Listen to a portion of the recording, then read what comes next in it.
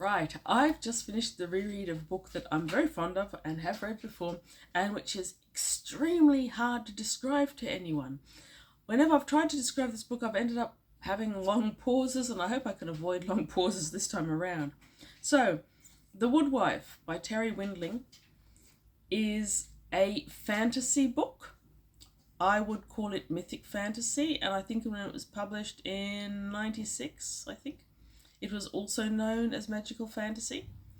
These days you might want to try and call it magical realism. I'm turning off from that term a little bit because all the magical realism I read these days is so deep in quirk you can drown in it.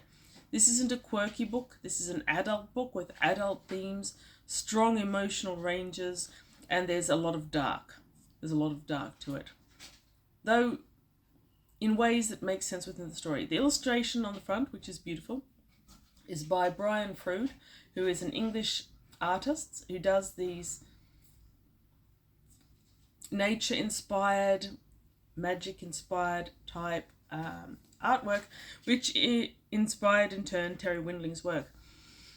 Terri Windling was an American author. I believe this was her first book, and she won an award for it, an award I'd never actually heard of before, Mythopoeic Award for Novel of the Year. Apparently, Windling is better known as a long-time editor of fantasy and speculative fiction. And she was instrumental, I believe, so I read from Wikipedia, in bringing a lot of authors in this genre into the mainstream. Authors like Charles Lent, who I've read a lot of and really enjoy. Other ones that have this myth to urban fantasy, to modern day, but who skip between genres. So it's very much a genre skipping book, in that a lot of previous books who incorporated mythology into fantasy stuck to a mythology. So if you had Celtic mythology, it would be the Tuatha De Danann.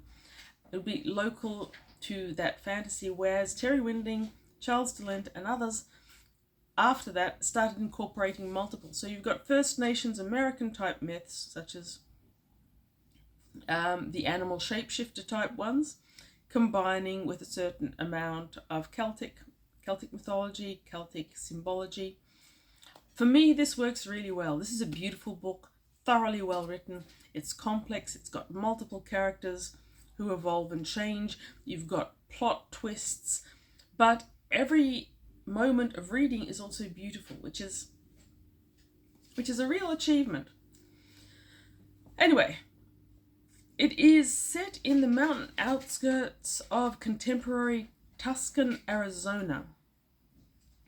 And it has been described as magical realism. Like I said, that always seems to incorporate quirk, and this is too strong, deep a story for quirk to be relevant.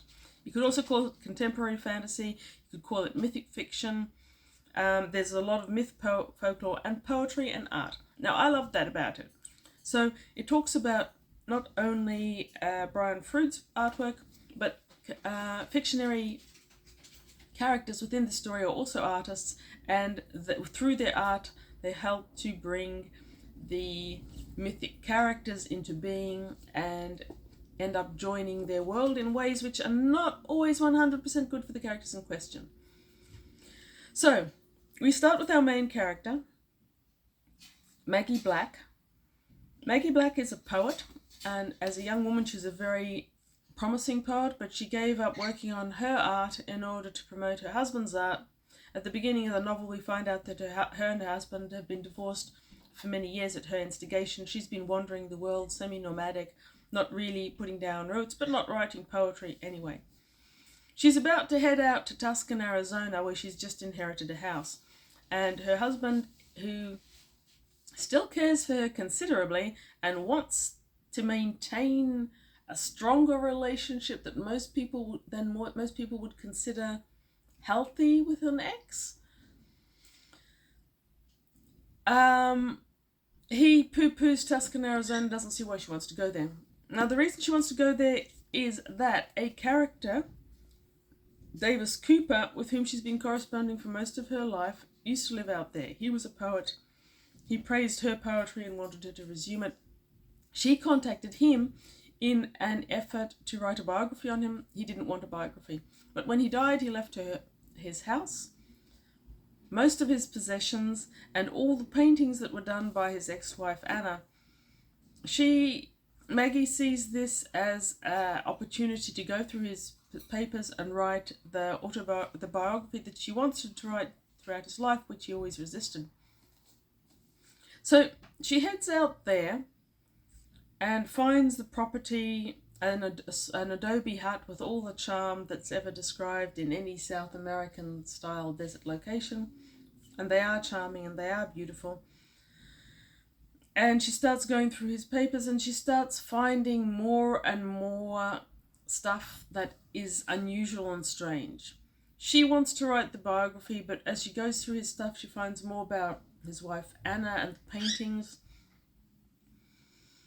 And she begins to develop relationships with the people who live in this valley, some of whom were tenants of Cooper's.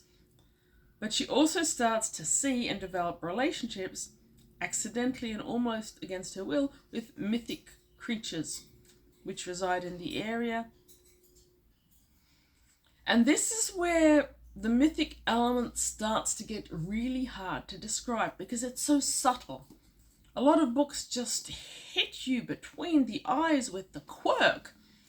And there's so much that's magical and uncanny and supernatural that you start to wonder how people still maintain any self-identity. That is not this book. This book does a beautiful, subtle, delicate touch of strange creatures and strange events, of people slowly going mad through touch with the other world, of Maggie slowly becoming aware of the other world. And another thing I really like about this one that you don't always get in mythic fantasy type books is she doesn't do that ridiculous and annoying thing, oh no, this can't possibly be true, I don't believe it. And you have to go through a quarter of the book with the person going, oh no, it's right in front of my eyes, but it can't be true. I loathe that. It is so annoying. You can't create a strong character who then goes, oh no, I am too stupid to believe the evidence of my own eyes. That just doesn't work. And Charles Dellent and Windling have managed to overcome that barrier by making a strong character who isn't a moron. Wonderful.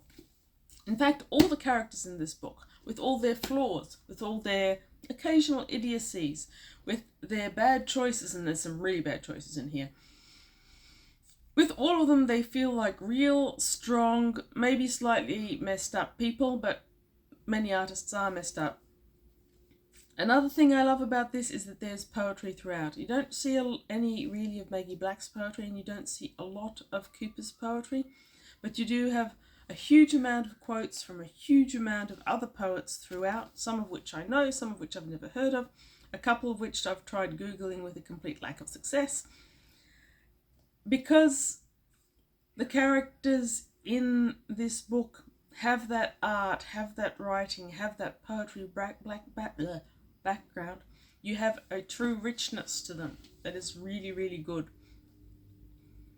So, older book, rereading it, the only real feeling, it isn't really dated because it's about characters and supernatural things that can't date. The only real dating, I suppose, that you get from that is mobile phones don't exist and computers aren't a big feature of it. But considering the narrative, that's not something you really miss. It's not something you really notice in its absence.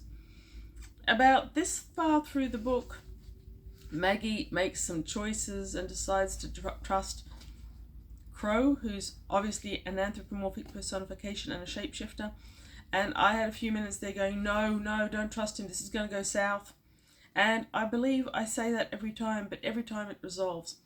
In fact, even though these characters have a lot of darkness and they are doing things that are quite scary from a human point of view, it resolves in a way leaving you satisfied from what you know, happy with what your human characters have achieved, even those that aren't alive, and yet still feeling like that mythic supernatural land, which is just one step away from us at all times, is still almost completely unknown. You've seen these points where it reaches out and touches this world, but in itself, it still has its own integrity and it isn't over-explained, another thing that many mythic or magical realism books can do. It isn't over-explained, it's still as numinous, it's still as deep, dark and unreachable to the reader as it was when the book started or for the characters in it. Anyway, if you like fantasy and if you like any form of mythic writing, then I think Terri Windling will be for you. If you like Charles DeLint, this is definitely similar. If you've got another Terri Windling that you've read and would recommend, please recommend it. I'm really sad this is the only book of hers I've got left. I think I had more at one time, and I might try to expand my collection because clearly I don't have enough books already. Oh, comment, like, subscribe, all the YouTube things.